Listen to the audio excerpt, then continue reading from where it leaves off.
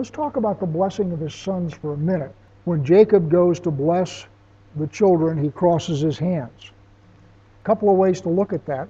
The way I have always looked at it, which is, I think, perfectly valid, is one of the big stories in Genesis is sibling rivalry, where you have brothers contending for the blessing. Cain and Abel are contending for the blessing of God. Isaac and Ishmael get crossways because of the blessing and the inheritance. Jacob and Esau, and so forth. One of the ways you can look at it is in every one of those conflicts, it's the younger brother who is favored.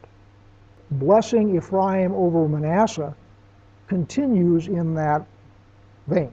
In that sense, it's just like every other blessing of a pair of brothers in Scripture. And I've said before, and I again think it's probably right, that God is reserving the blessing of the firstborn for his own son. So Yeshua is the firstborn of all creation. He is the firstborn of the first fruits of the dead.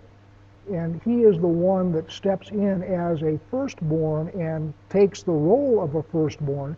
And what you see in at least Genesis, and in fact throughout the rest of the Tanakh, is that the firstborn is not typically the one who steps up and gets a lot of ink in Scripture.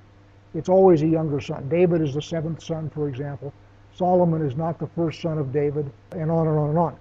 So the idea of Ephraim being blessed over Manasseh in the spiritual sense, if you will, follows the idea that God is preserving for his own son the title of firstborn and the preeminence of firstborn, and I'm fine with that.